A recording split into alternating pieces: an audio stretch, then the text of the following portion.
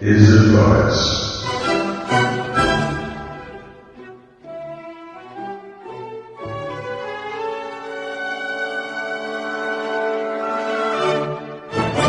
Hi, welcome back to the Liam Scheff Show. This is your host, Liam. You're listening to me on Truth Frequency Radio and UCY TV. Oh yeah! I'm working on my new book, talking about the truth about love, the truth about romance. It should be out in a few weeks. That's an East Coast expression, a few. That doesn't mean 6, which is what it really would mean. It really means 2 to 3, which really means 3.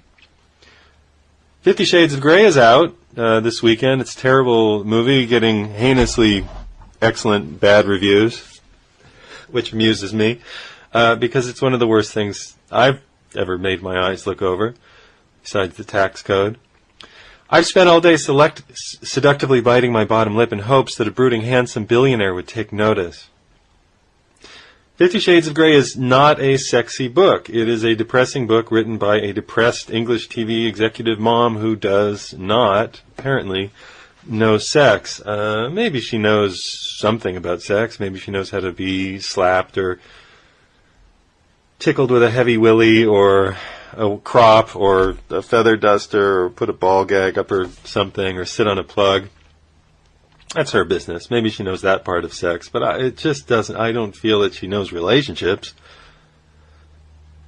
The book series that started as Twilight fan fiction. Yes, this 50 Shades of Grey started as Twilight fan fiction, but I mean, Twilight is just excruciating on its own. Hey, I'm a vampire. You like vampires? Or hey, I'm a werewolf. Do you like werewolves?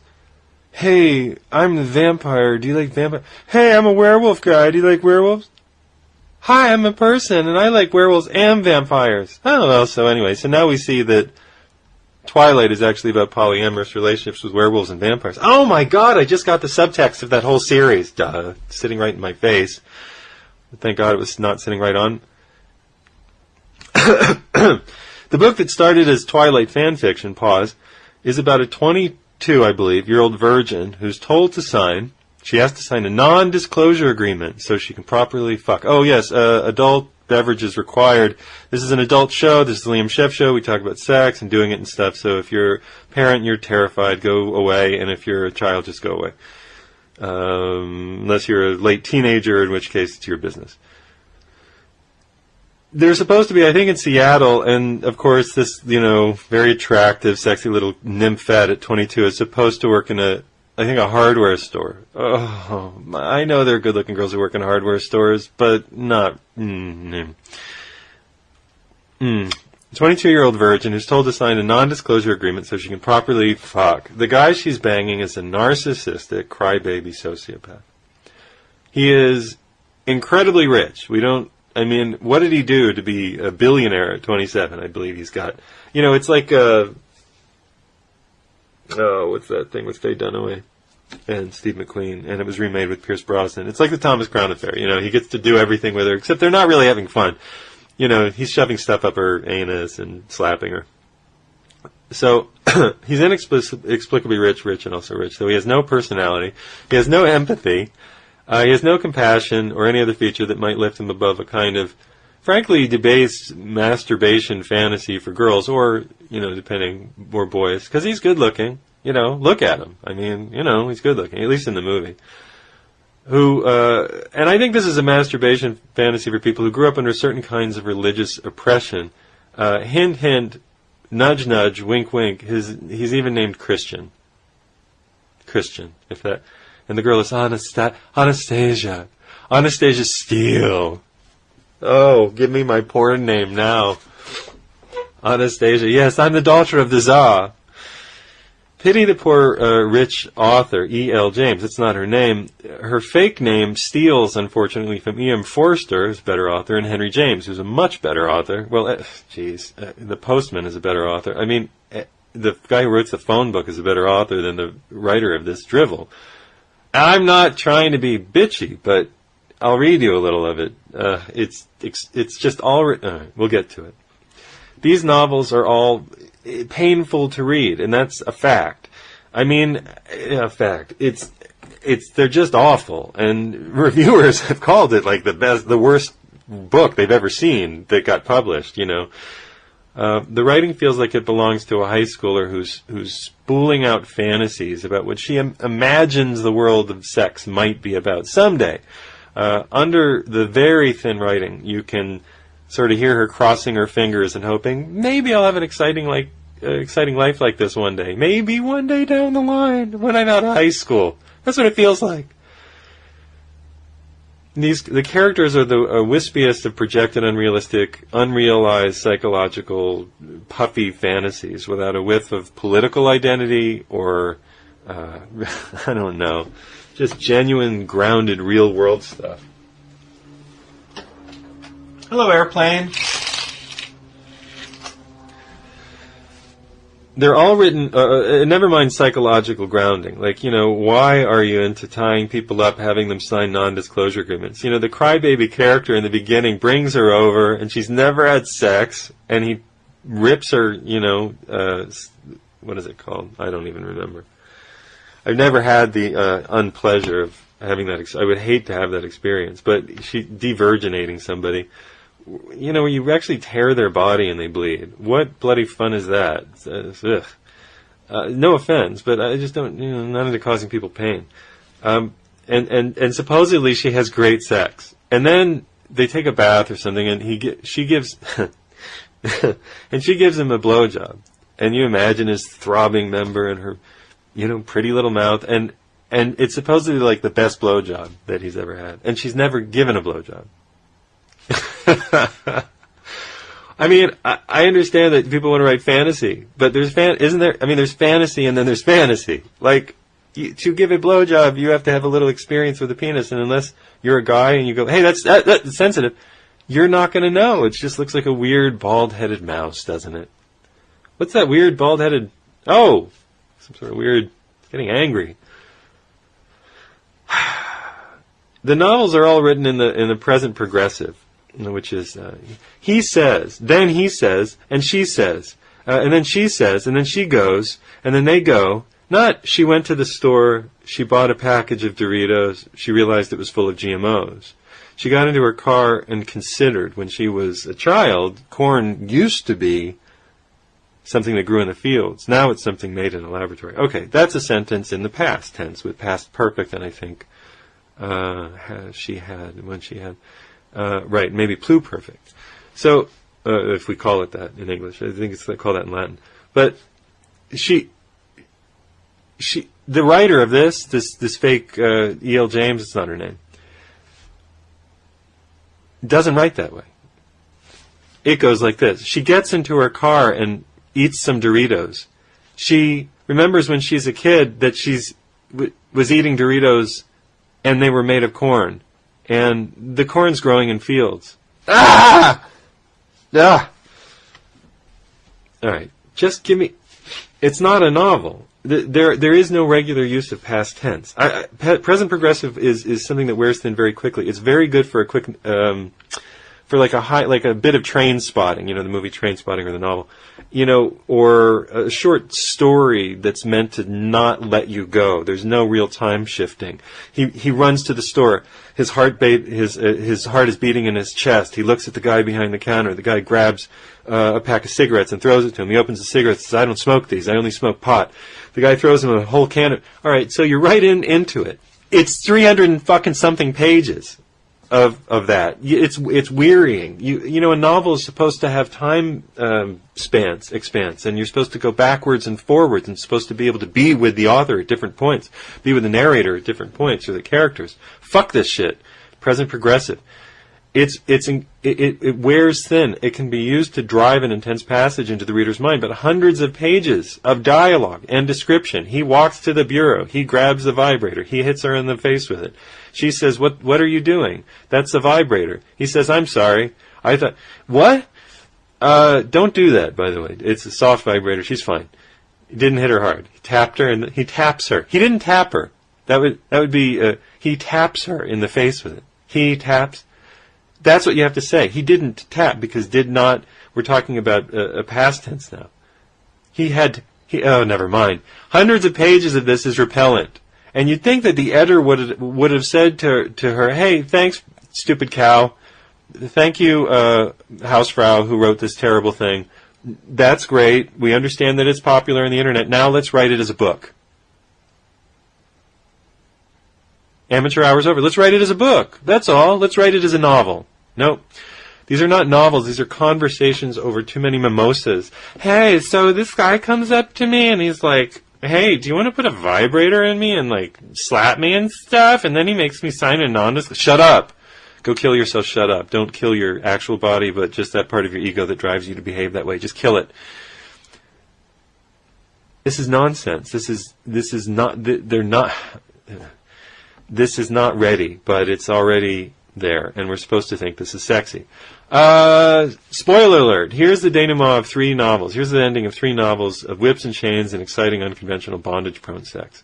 By the end of 3 underplotted, paper-thin, 300-odd-page novels, fake novels, toilet paper, of spanky, wanky, and 9.5 weeks BS, this couple, who's been on and off again, beating each other. Oh, and he's sad. After she gets the perfect blowjob, he's sad. And he can't sleep with her. And he goes and he's in his rich person's house, and he goes and he plays his piano sadly. Sadly. He plays it sadly.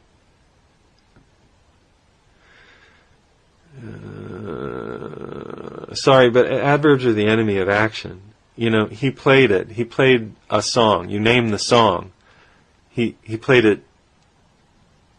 He played it slowly. That's all right. He played haltingly. That's all right.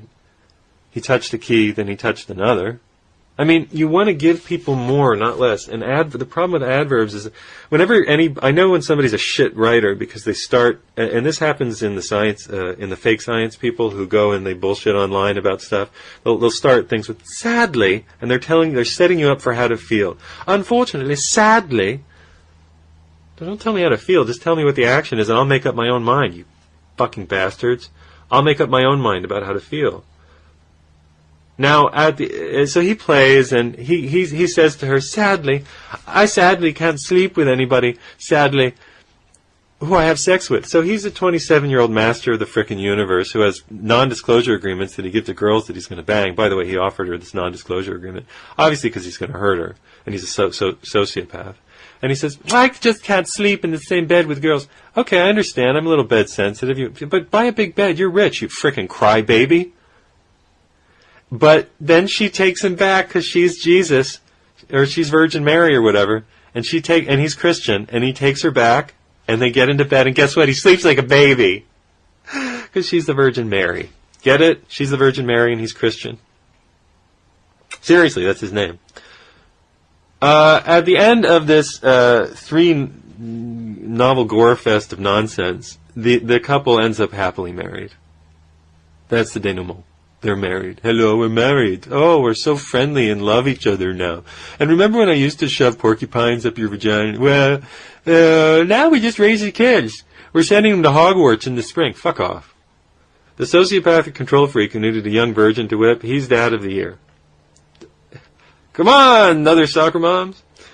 Hey, anybody want me to shove a porcupine up there? The ridiculous girl who needed a sociopathic control freak to manage and limit her movements and cause her pain. She's a supermom. Hey, kids, let me model my adult behavior for you. I was a 22-year-old virgin who got anally raped by a guy after signing a non-disclosure agreement, but it was sort of okay with me because I had a blindfold on. If you're an adult and you've had complex grown-up relationships, you can reach for your puke bucket now. This is Liam Scheff. I'm interspersing much commentary with an article I wrote called 50 Shades of Grey is not sexy, it's depressing. You can find it on my webpage and at truthfrequency.com. 50 Shades of Grey is not sexy, it's depressing. I vow to never let our sex life get so bad that you have to resort to poorly written Twilight fan fiction to get off. Thank you. Now, let me say for the record that I'm all in favor of you watching or reading pornography, i.e. people having sex and enjoying it. I don't know about this pain inducement stuff, that's your business, I guess, as long as it's consensual. I just don't really understand it. I mean, that's what therapy is for, kids. Go cry it out. All right, I know. I'm being disrespectful to the BDBDBDs, the BDBDSMs. All right, go ahead, slap each other. What do I care? I understand. I do. If you want to engage in that, but just understand, just you're cutting yourself and all the blood stuff, and you're hurting yourself a little bit. And maybe there's something underneath under it. Maybe you could shed a few tears, just cry a few tears, I get it though. Sexual abuse will make people who are abused hurt. And they will act out their hurt on themselves. Much more than on any other people. I think that's the old myth that if you're abused, you hurt other people. I don't think you hurt other people. Not really. I think you hurt yourself. Yeah. I mean, certainly there are the sociopathic narcissists who are just sort of abused, and then they're so broken at a certain age they become sociopathic narcissists. But I think that people who, were hurt growing up, just an incident or something that was just scarring, end up hurting themselves. They end up internalizing. Maybe I'm speaking from experience. I had some rough spots in childhood. And I can tell you that sex was anxiety-provoking for me at times, because it would make me flash back to being, well, all right, I'll just tell you. There was a guy in the neighborhood who decided, he was the guy who shoved his wang in kids' faces. And I know that doesn't sound like much, but it was uncomfortable. And then you just feel a little sick about wangs. And the church and state make you feel sick about penises anyway. So I think there are a lot of guys who probably walk around with a whole psychological position that, like, penises are bad and penises are wrong. I'm serious.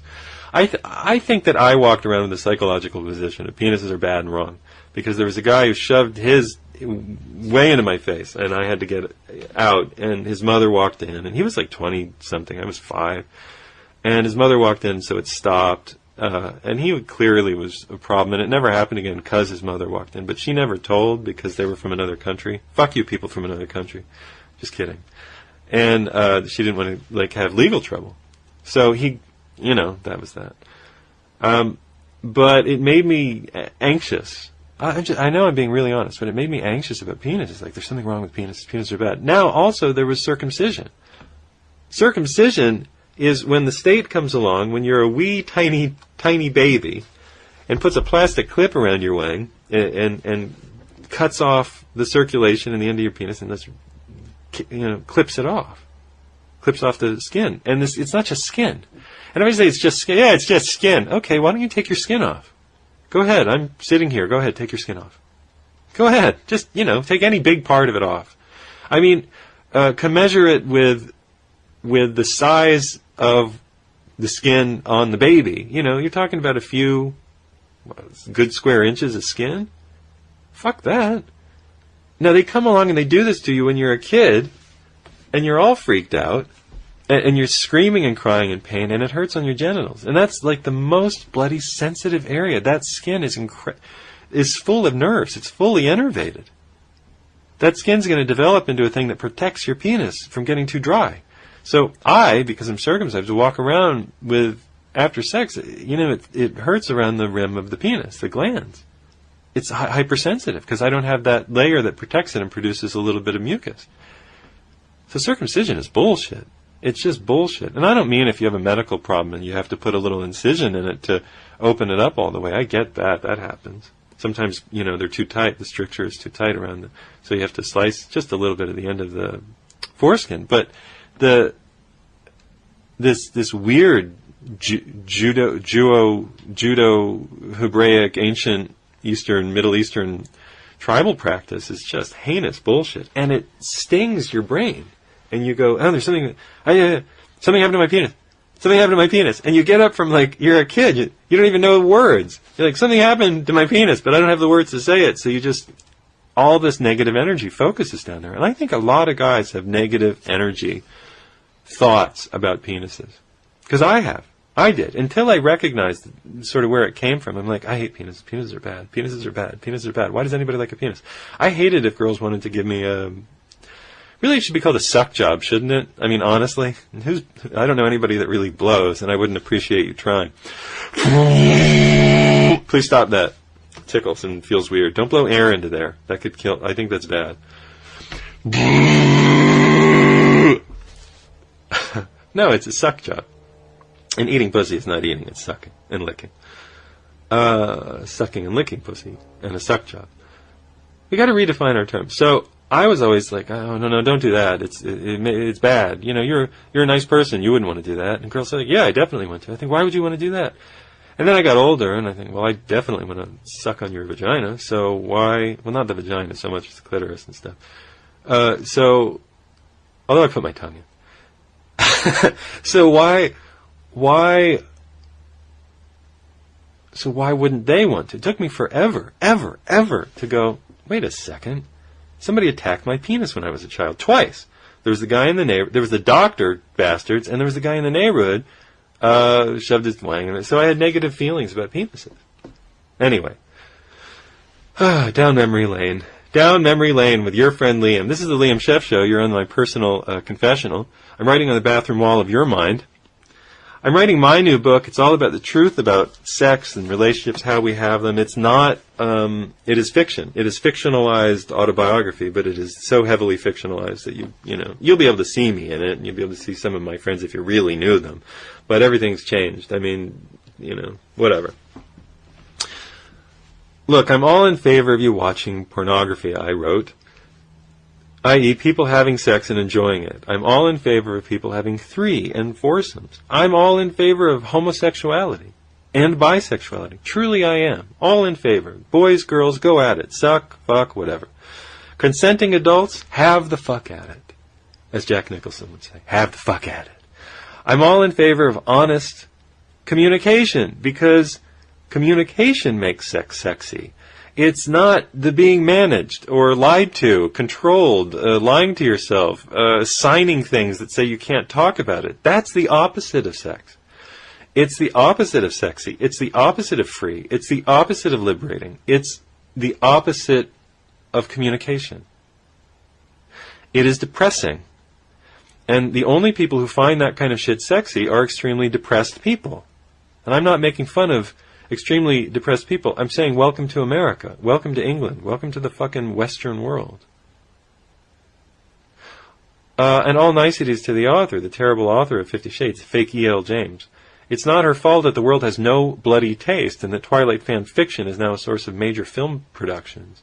But there's a genuine there's a world of genuine work about sexual awakening. Whoa, whoa, whoa. Understanding and experience. There are great novels, and there are great films. And in the second half of the show, I'm going to tell you about these great films. And this softcore tale of fake Christian redemption, 50 Shades of Absolute Bullshit, is not part of it.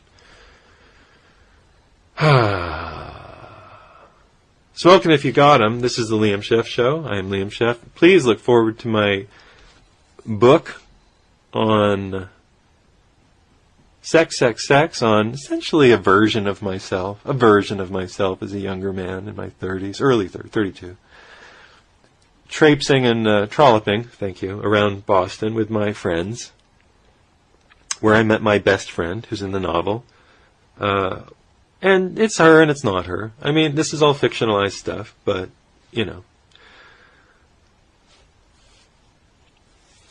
And there were some girls that I knew, and some of them are in the novel, and everybody's an amalgamation. I mean, there's nobody who's absolutely one person. I guess my partner Helen, and she is in the universe. She was called away.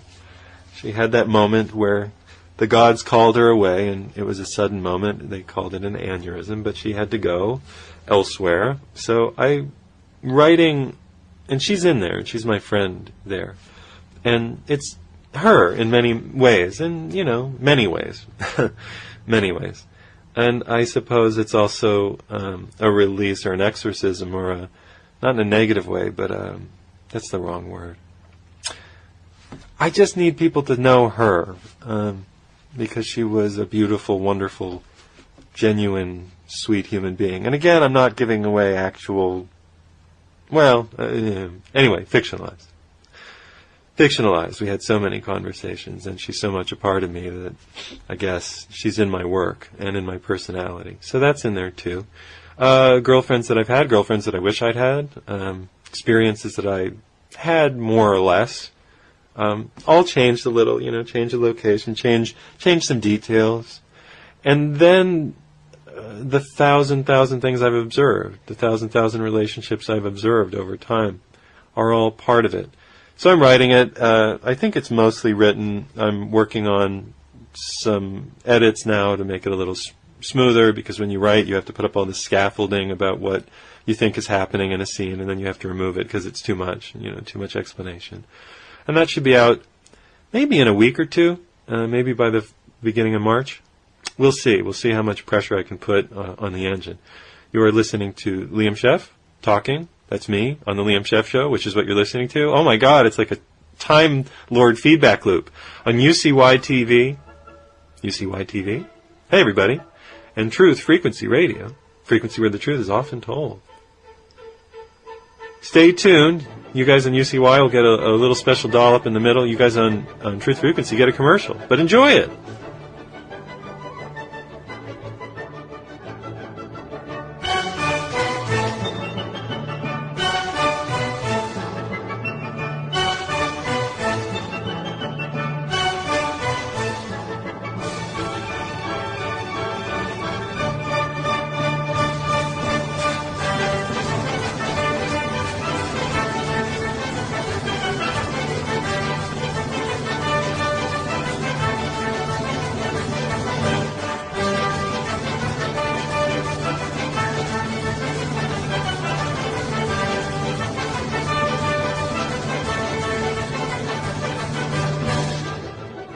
With but a few weeks until the release of my new novel, which will tell you the truth about love, the truth about sex, the truth about relationships.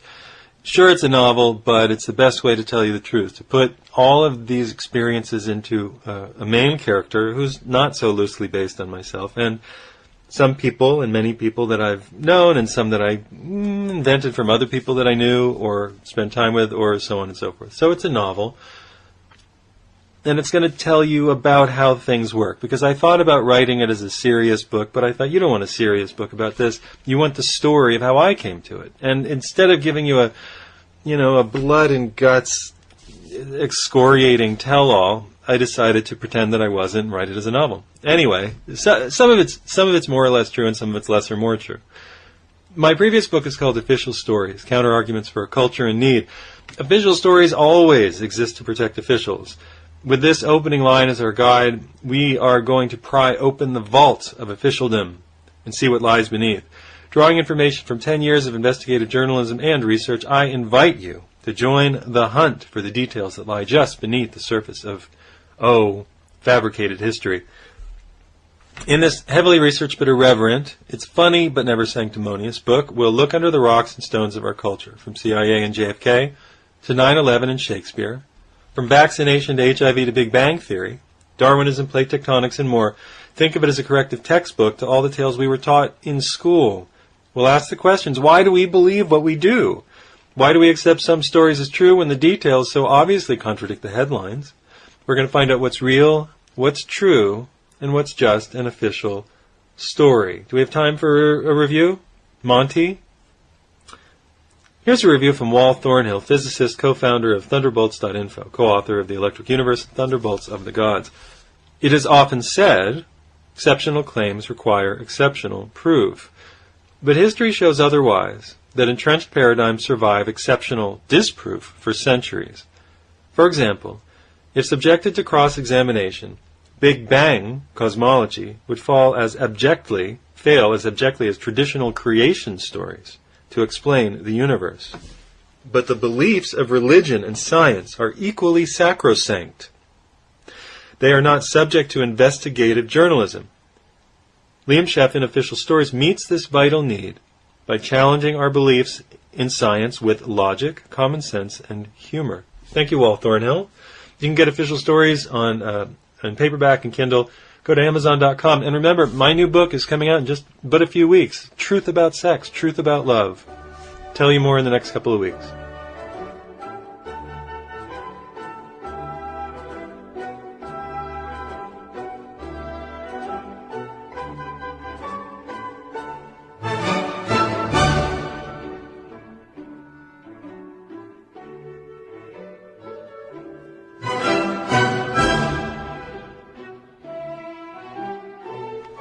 And we're back on the Liam Scheff Show on Truth Frequency Radio, the network with the mostest, and UCY TV, the network with the other mostest.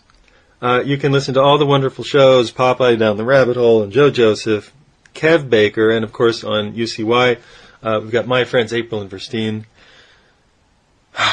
and Jules, and the shows that I now go on Saturday night. And thank you for me not remembering their names. I'll make sure that I remedy that next time. But nobody's perfect. Go to UCY, and I embody that wholly. Go to UCY.tv. No, God no, 50 Shades of Grey is not sexy. It's just depressing. I've excoriated it, I've taken it apart, and now let me give you a solution. Why are you just beating up on us? Why don't you tell us something that we can do to make it better? You negative Nelly? I mean, how are we going to get our... What do they call it? BDSM now. Wasn't S&M sufficient? S&M, that's what I, had to grow up saying. Like, oh, they're into S&M. What does that mean? Sadomasochism. It's bondage, sadomasochism, and biting? No, it's BDSM. And mouth parts? BDSM. What is it? Bondage, sadom... Alright, hold on. Go to the internet. BDSM. What does that mean? BDSM.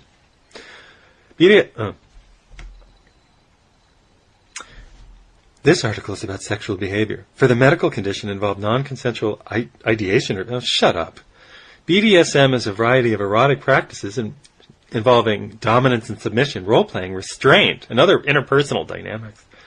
Given the wide range of practices, some of which may be engaged by people who do not consider themselves as practicing BDSM, inclusion in the BDSM community. Hi, I'd like to join the BDSM community or subculture is usually dependent on self-identification or shared experience. Yeah, I had some BDSM the other day. Bondage and discipline, dominance and submission, or sadism and masochism and stuff like that. There you go. Bondage, discipline, sadism, and masochism. The term BDSM dates back to 1969. However, the origin of the term BDSM is unclear and is believed to have formed either from a joining of the term B and D, which is breakfast and dumpster, bondage and discipline, with S&M, sadomasochism, or sadism. All right, shut up, Internet. Anyway, the BDSM movement deserves better. Never mind BDSM, I deserve better. And we can all do better in terms of sex. So, let's say that if you want good sex for movies, you really almost always have to get out of America. I mean, you have to get out of America. Because when you go to America to see sex in a movie, you get 9.5 weeks. Which is one of the single most stupidly pointless movies of all time. Hey, I'm Mickey Rourke, and I'm following you around, and we're going to have sex, but we're never going to show it. That's right, they never show it.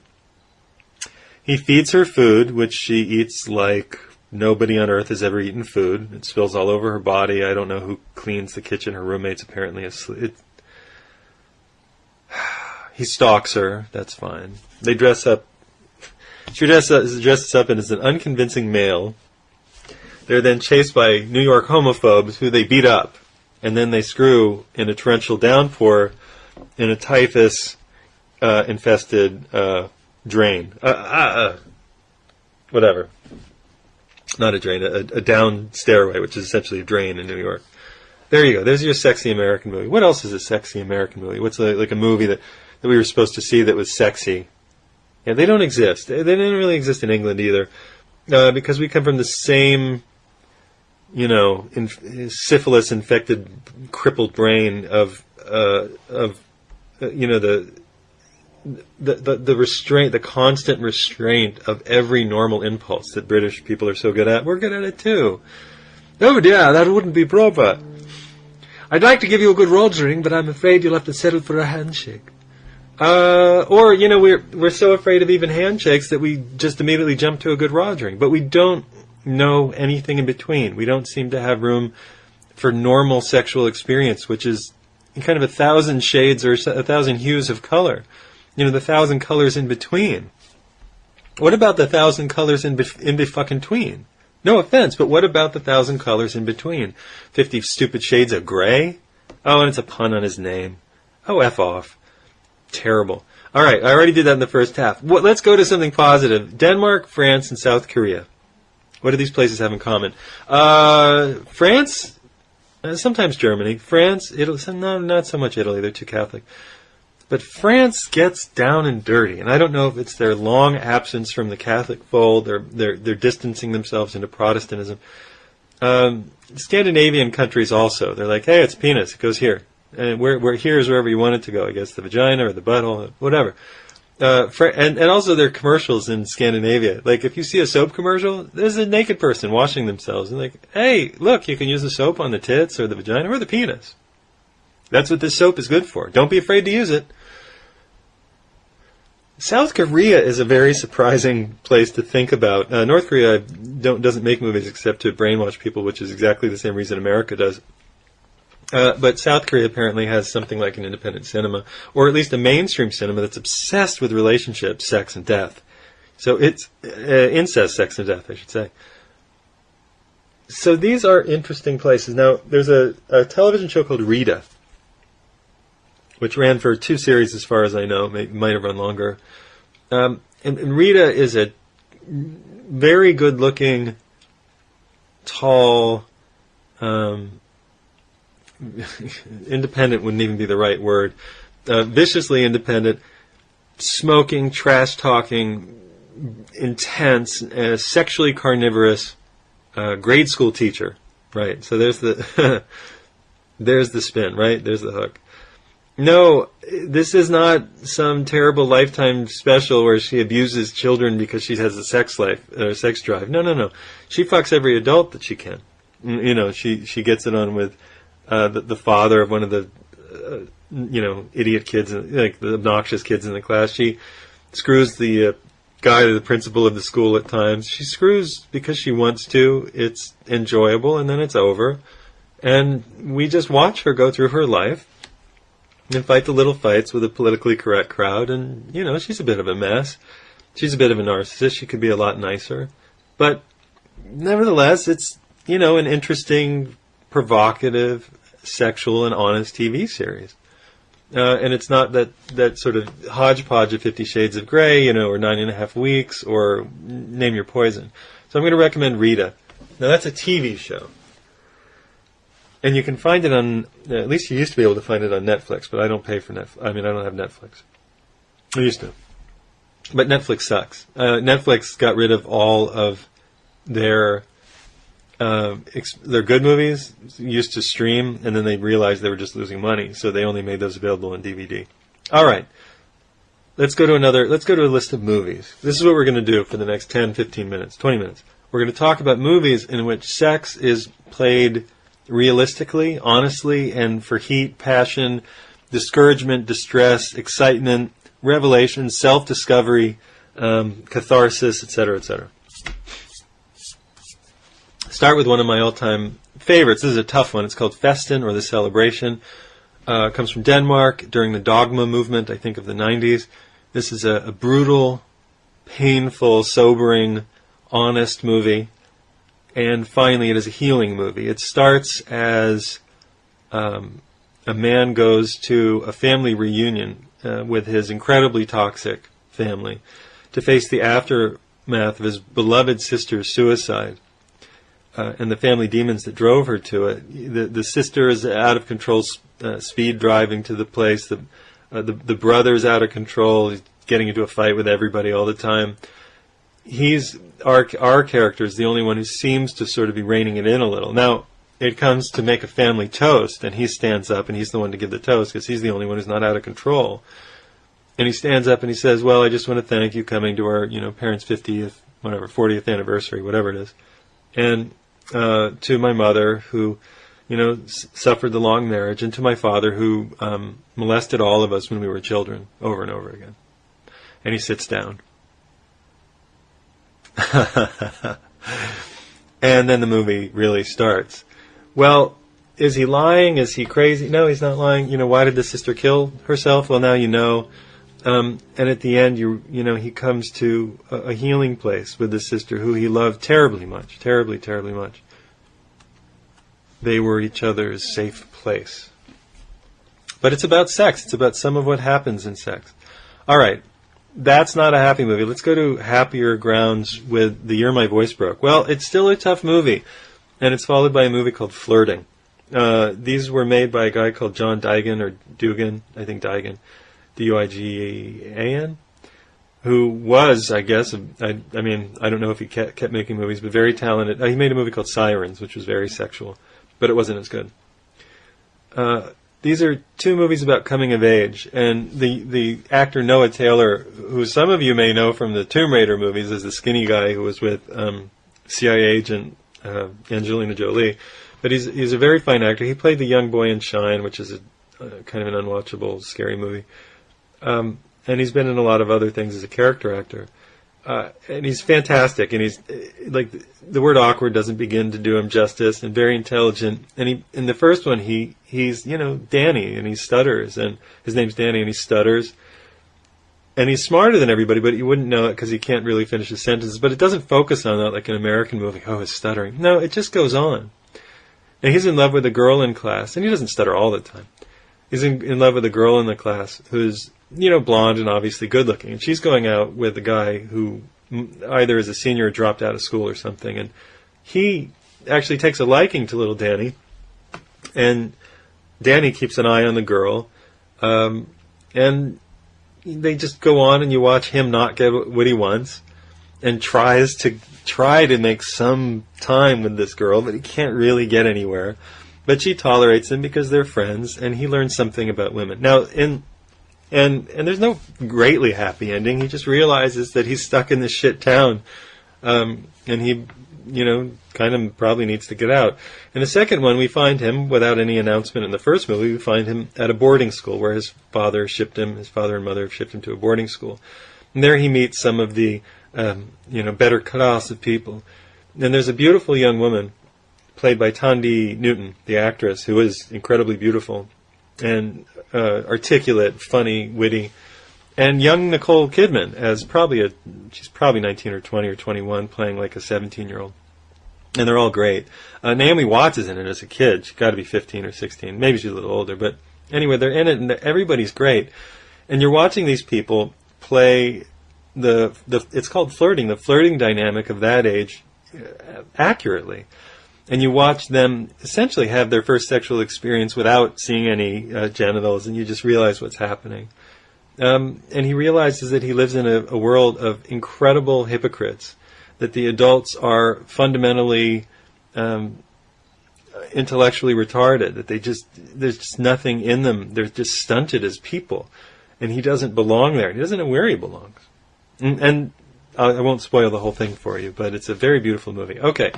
Neither of those sound that sexy, right? So let's get to sexy.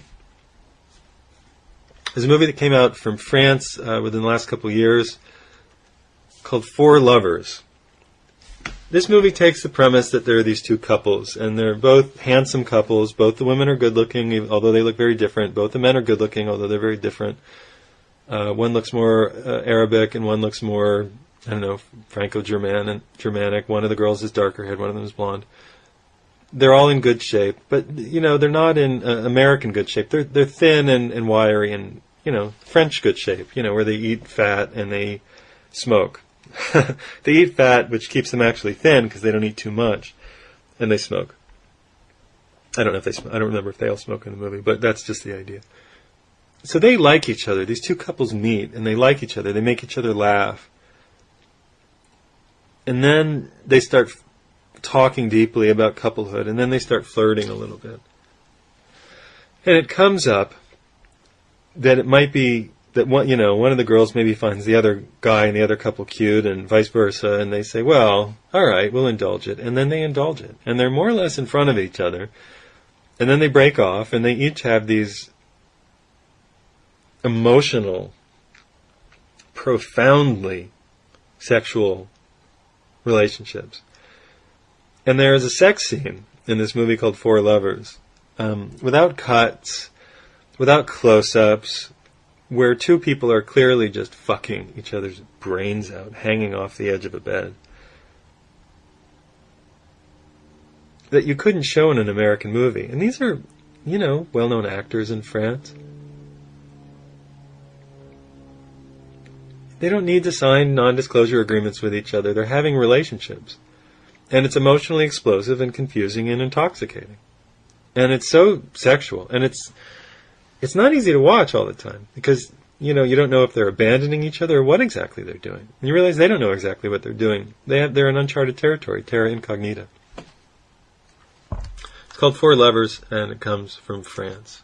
Let's try to get a year on that for you. I have it linked. By the way, I'm sort of parsing through an article on my website. Oh, it didn't work? Well, I guess I didn't do that right. An article on my website called 50 Shades of Grey is not sexy, it's depressing. 50 Shades of Grey is not sexy, it's depressing. So you can find that there. Four Lovers is from a year that it's not telling me. Come on. Load, O page, load. Really? Directed by Anthony Cordier, starring Marina Foy and Elodie Boucher and other people. Also, there are many other people in the movie. Alright. The reviews are exactly what you would expect for a movie that is so anxiety-provoking. So here are the Amazon reviews. You see both naked women and, oddly, the balls of one actor. The balls of one actor? Now, a guy called John Dinsmore, who I hope isn't the John Dinsmore from The Doors. I don't like having to watch a movie that has no real plot except for wife swapping. What do you mean, no real plot except? Why don't you say no real plot except for World War II, or no real plot except for, interstellar visitations from aliens? Fuck off. Humorless Americans. And then to have to that's what he wrote here, to rad the subtitles to follow along. Well, maybe then we see the problems. On the other hand, we have a little pocket review on Amazon. It says it's a beautiful, authentic, character-driven film, well worth the watch if you feel open to various relationship styles. So we get 5 stars, 12, 12 5 stars, and 17 1 star. 13 2 stars, 14 3 stars, and 16 4 stars. It's about evenly divided. Of course, the long reviews are more interesting, and the people who hated it just say that it's a waste of time. Yeah, I know. We don't deserve it. We don't deserve to be at the top of the food chain, we Americans. I don't think we are anymore. And now a movie from the 90s, early 90s, called Threesome. This is an overlooked, kind of silly, but gentle and generous exploration of a college student coming to terms with his homosexuality. But he's not coming to terms with it alone or with a group of gay men. He's coming to terms with it with a girl who's his best friend and a guy who's his roommate who is his friend, but who he also finds sexually attractive. The movie lives up to its title, Threesome. And the movie has the odd distinction of predicting that Stephen Baldwin would become a born-again Christian. Because in the movie, is it Stephen? I can't remember. Anyway, one of the good-looking Baldwin boys has sex with the girl and the guy. I don't think he has anything penetrative with the guy, but they both have sex with the girl, and they're all touching each other. And then he sees the statue of Jesus, or a Jesus candle in the bathroom, tell him to cut his penis off, and he passes out, doesn't hurt himself, but he feels so ashamed that he turns to fake religion. Well, that's exactly what the real Stephen Baldwin did. So the movie is interesting for prefiguring that. The movie stars Laura Flynn Boyle, an actor whose name I can't remember right now, Josh something, and they're all very good. Even Stephen Baldwin's very good playing this sort of over testosterone driven knucklehead, Barney Rubble guy. And in the end, you get the realization that they did this, and one guy goes off to be gay, the other guy goes off to be married, and the girl, I won't ruin it all for you, but it's a very sweet-natured movie, and I really do think it tends to be overlooked. You're listening to the Liam Scheff Show on UCY TV and Truth Frequency Radio. We're talking about actual sexy movies. Whether they be a little troubling, challenging, provocative, disturbing, they're actual movies. They're the movies about actual characters who resemble real people, as opposed to 50 Shades of crap. And experience the feelings that real people do when they go through relationships, sex, and significant changes, or significant change. Now, South Korea came up on my radar a year or so ago, a couple years ago, as a country that makes incredibly provocative, disturbing movies about sex. And I never would have known that. And I don't know enough about the history of South Korea to know if it was, well, the war, the prisons, the sort of prison state that was imposed at times, or what, or some other, series of effects. But the psychology exhibited in these movies is not like anything I've ever seen in movies anywhere else, not even France. Movies like Sad Movie, that's its title in English, is a terrible English title, is so unflinching, it's a tearjerker, but it has these variety of relationships, like a Love Actually, that really don't work out. Unlike the Love Actually where everybody has to get off being happy. The last scene of the Sad Movie is you realize that one of the characters died because he's a firefighter, and the girl is left just to be crushed and broken. And that's it. There are other relationships in the movie. The characterizations are real. There's a girl who I think is deaf in the movie, and she lives with her sister, and I don't know, it manages to be an ensemble piece that doesn't just sort of milk your prostate for laughs or tears. It manages to be about relationships not quite working. There's a movie called Now and Forever, which would be a Hallmark movie about two people finding each other, but then in the end you realize that they're both going to die, and that's it. You see one of them die, and then the other one's mourning, and then you see that he's died too. And that's the movie. These Koreans do not fuck around. Life is hard, and you're going to feel every bit of it in their cinema. There's The Old Garden, which is very interesting movie about some of the political crises that have happened in South Korea as protesters and activists were pushing against the old guard and trying to find freedom and room. This couple is not a couple in the beginning, but these two activists go off and hide out, and they're in their own space. And yeah, I won't ruin the whole thing for you, but the thing about these movies is they're beautifully shot. I have to say, most of these Korean movies, The Old Garden, is really beautifully filmed. They kind of know, I don't know, they know what they're doing. They spend money on cinematography and editing and lenses. It's like they mean it. It's like good American films in the 80s, before digital, when lensing and the mise en scène, setting up the shot, all that kind of stuff was important. There's a movie from Korea called Second Half, which is one of the strangest quiet movies you'll ever see. It's about a guy who goes back to a small town, very small town, for some business. He's a film director. He's had some success. It's always sort of, small scale, Woody Allen sized success. And it really plays a little like a Woody Allen movie. And he meets a girl who he finds appealing at the hotel, and then becomes convinced that she's his daughter because he was there 20 years ago and she's about to be 20. And it just sort of follows them around, and you have to see what happens. And that's it. I'm not going to tell you the rest. The most disturbing movie I think anybody's has ever seen, almost, is called Old Boy. It's the original Old Boy from South Korea, and it's a revelation. It's not. It's both fun and horribly unfun, and crazy and upsetting, and it's very much about incest. Not that you know it, but that's what it's about. So that's not a fun movie. So of all of those, for fun and sex, I'm going to recommend some of the Korean movies, like The Old Garden. And The Old Garden is a beautiful movie, but it's sad. Four Lovers from France is really tough. Threesome from America is really cute and sexy. The Year My Voice Broke is a great independent movie, and Flirting, I think, is one that everybody would like. So Flirting from Australia. somewhere in like 1990 or so, 91. And this has been your Movie Corner. This is the Liam Scheff Show on Truth Frequency Radio and UCY TV. We have a minute left. My new book is coming out in the next few weeks. I'm sending it to people this week to do read-throughs and to give me any feedback that I need and to write reviews.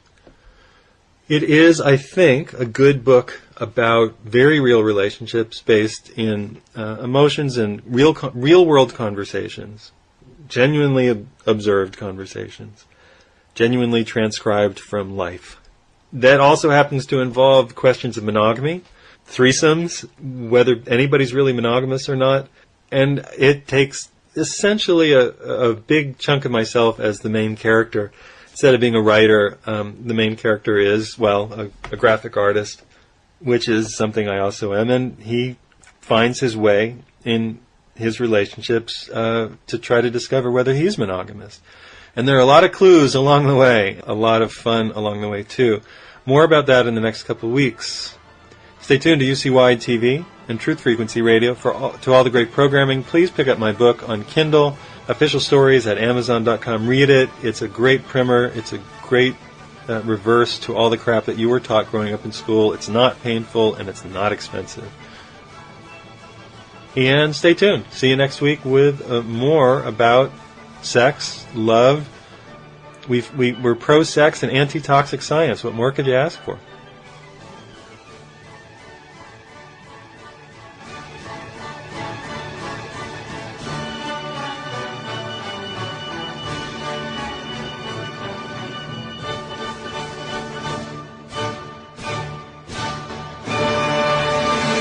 Well, hello. Every once in a while I come to you with a special request that if you are a fan of my show, a fan of my work, I put it to you to support me and my work by buying a book.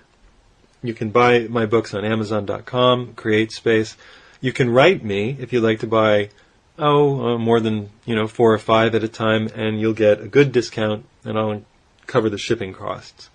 You can write me at my website, liamscheff.com, or on the FBI social network, Facebook, which, while it prohibits you from posting anything, while it doesn't actually prohibit you from posting anything political, does cut down your circulation, I found. I find it very hard to actually get my posts to people over the years.